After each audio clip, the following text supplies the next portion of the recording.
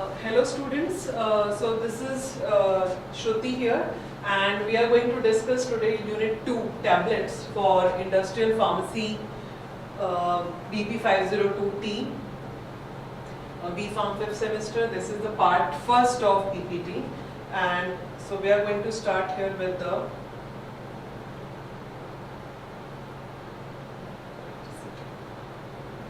okay.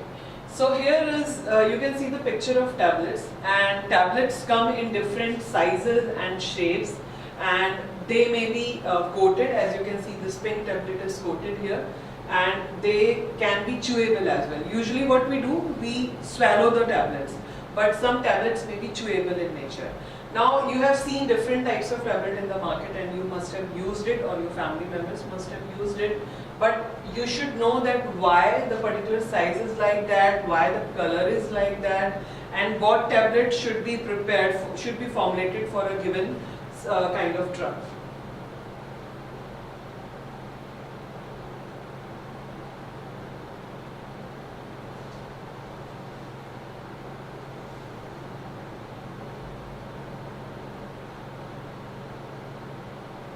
Okay, so let's now talk about definition of the tablet. So how we are going to define the tablet?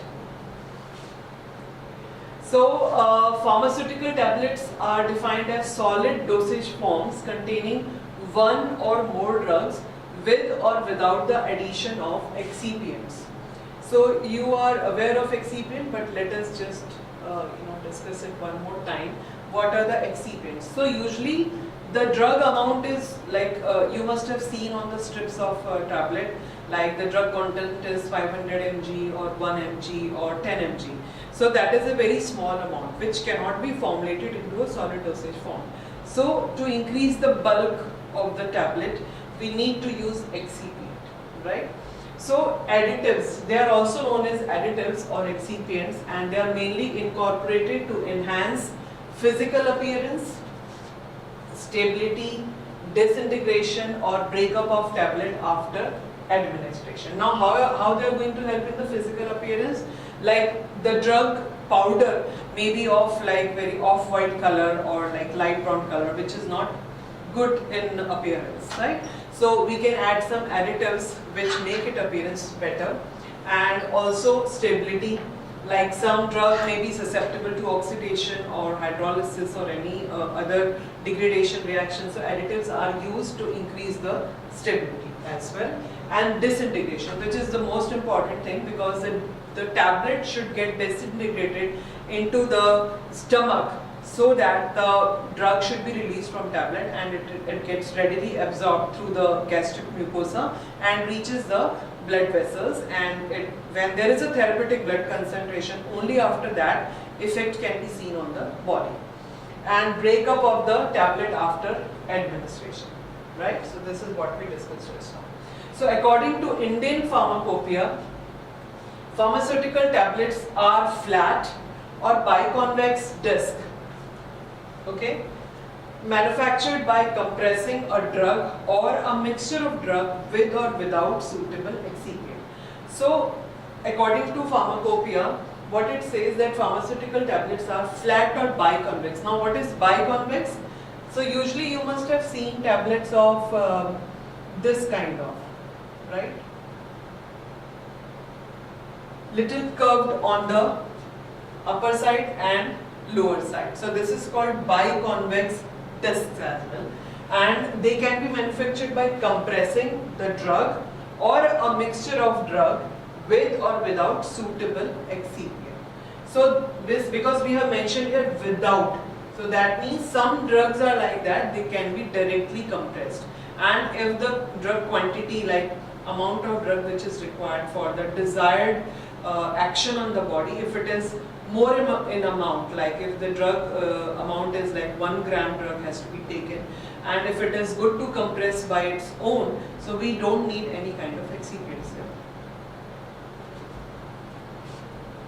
So when we talk about the ideal characteristics of the tablet, so definitely when Pharmacopoeia has given the definition, so there are some ideal characteristics of tablet. The first one is the objective of the design and manufacture of the compressed tablets is to deliver orally the correct amount of drug in the proper form at or over the proper time and in the desired location, and to have its chemical integrity protected. So here I have underlined 3 things. Okay, so we have manufactured the drug, and what is the objective? Like it should deliver proper amount of drug at the given location. So location means if we want the drug to get released in gastric mucosa or in the intestine, so that is the desired location. And if we are talking about buccal tablets or sublingual tablets, then the desired location is buccal mucosa or sublingual mucosa. And chemical integrity, like if we have prepared enteric coated drug, enteric coated tablet, so in that case what happens, the drug will get released only when it reaches the intestine. So that is, we are maintaining the chemical integrity throughout its movement in the gastric mucosa. And what is mentioned here, at or over the proper time, like you must have heard about the sustained release and prolonged release of the drug formulations, right? So what we do here, we prepare a sustained release formulation. What happens there? The drug keeps on releasing like throughout the duration of 12 hours or maybe more than that, depending upon the formulation. So it is like the drug is getting released slowly and slowly in our body, and it maintains the therapeutic blood concentration for the desired action to be continued for the next 12 hours. And the tablet should be an elegant product, free from defects. Elegant product means it should be good looking, it should be appealing, that the patient wants to eat it. If it is like very dull color tablet, or maybe very lightish, greenish, yellowish kind of tablet, so patient may feel that the tablet may be it's looking like it's degraded, or it's like not suitable to swallow. It looks like that. So that tablet should be elegant in appearance. And when we call about free from defects, that means there should be no chipping or no cracking or no cracks in the tablet. Otherwise, the patient will not have urge to swallow the tablet or use the tablet. And third point is, should have strength to withstand the harshness of mechanical shock that can be encountered in production, packaging, shipping, etc. So the tablet should be strong enough to handle or to bear the mechanical shock during the production. So what happens in the production, when tablets are manufactured in thousands of numbers all together at one same time. So as soon as they are manufactured, they drop down in a hopper kind of thing, in a collection bag. And if they are not strong enough, they will break as soon as they fall in the collection bag. And after that, from the collection bag, they move on a conveyor belt towards the packaging area. So they should not get crack or rupture. The edges should not get ruptured while their movement from manufacturing area to packaging area. And shipping, of course, if they are packed in blister packing, then they are somehow safe than the aluminum strip packing. So if aluminum strip packing is not properly, when they are transporting the tablets which are in aluminum strip and they are transporting it to different areas, or it is being exported to other countries. So during the movement of the big cartons from here and there, they should be strong enough to handle that kind of mechanical shock. And the next characteristic is, must be able to release the medicinal agent in the body in a predictable and reproducible manner. So what does that mean? So that the tablet should be able to release the medicinal agent. The drug should get released properly in the body and predictable. Like if you are predicting that the drug should get released in 30 minutes after swallowing, so it should get released in the body. So that means in predictable manner and reproducible. Like again, when the patient is taking that tablet, again the effect should be shown within 30 minutes. Like you must have seen the ad of aspirin, like they claim to get the effect within 10 minutes. So that is the predictable time and reproducible time. Like again and again, the medicament, the tablet should show the same time of release. Next is must be uniform in weight and drug content. Uniform in weight, like total weight of the tablet, for example, if it is 500 mg or 1 gram, if the tablet weight is 1 gram, so it should be 1 gram. All the tablets should be of 1 gram. So that is called uniform in weight. And drug content, so when we mix excipient, because drug amount is very small, as I said 500 mg in one tablet, and there are other ingredients which are like equal to 500 mg, and then we get a 1 gram tablet. So when we mix all the, mix the drug and all the excipients in a mixture, and then it goes from a hopper to the tableting machine. So it should not happen that the initial tablet should have only drug, and the later tablets should have only excipients and excipients. So it should not happen. So there should be a equal drug content in each of the tablet. Next is size and shape of the tablet influence the passing of product through GIT. Now what is the size and shape of tablet? It, of course, it influences the like how the tablet, how the product is moving through the GIT. Tablet should be physically and chemically stable so that no alteration of the active ingredient with time. Yes, of course, the stability of tablet is very much important, be it physical stability or chemical stability, so that there is no change in the therapeutic effect of the drug when it reaches the patient and when the patient swallows it. Now we come to the classification of drug tablets. So there are 4 major types.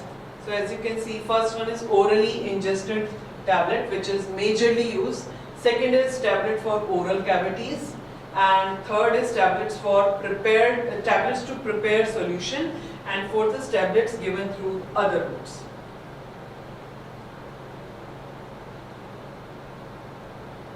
Now when we talk about orally ingested tablets,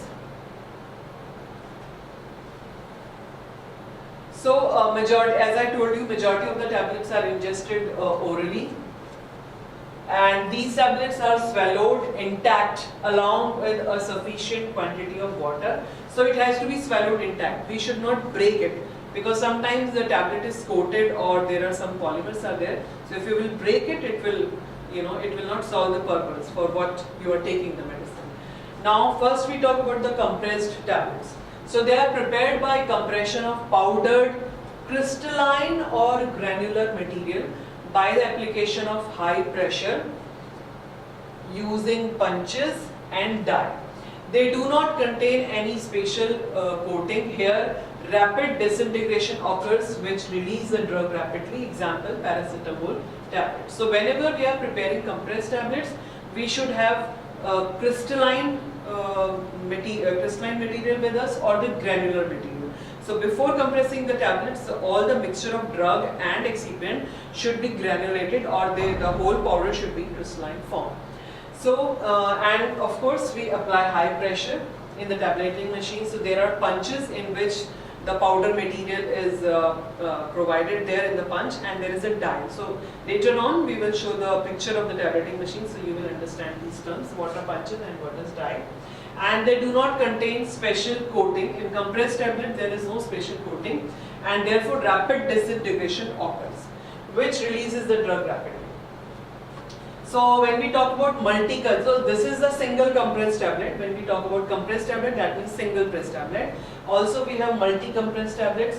They are composed of 2 to 3 layers, and they are prepared by introducing the film material to more than one compression cycle. So there are 2-3 compression cycles depending upon the ingredient. So multi-compression is done in cases where the ingredients are physically or chemically incompatible. Right? We cannot mix them. Right? So that's what we do. We in the first cycle we put the first drug, and the second compression cycle we put the another drug. So they do not, they are physically compatible, but they are chemically incompatible. So we cannot mix them together. So when a prolonged action is required, there are further classification into three categories. So also multi-compressed tablets are used when a prolonged action is required. So what happens? The first layer will release in the gastric mucosa and the second layer will release in the intestinal mucosa. And so first one is compression coated tablets.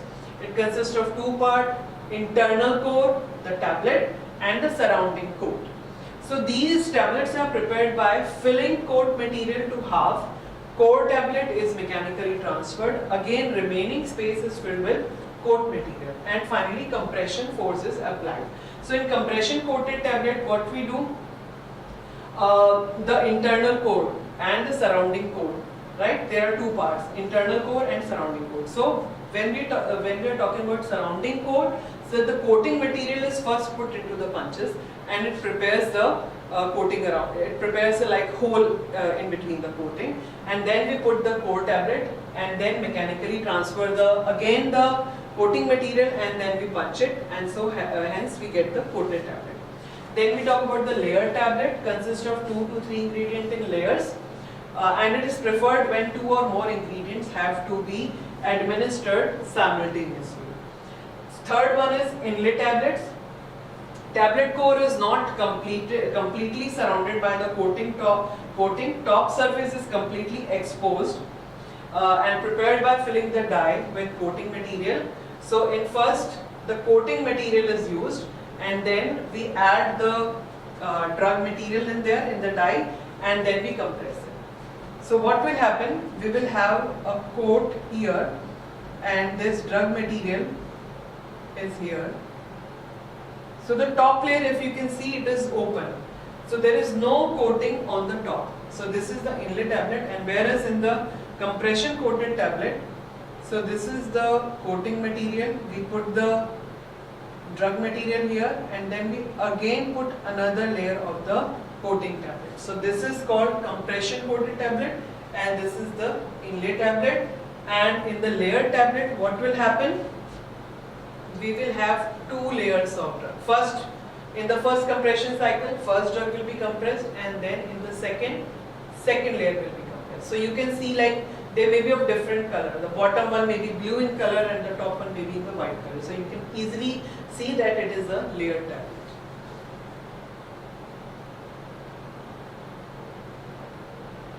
Now again we talk about the sustained release tablet, continuing with that previously. Categories of orally ingested tablet. Sustained release tablet.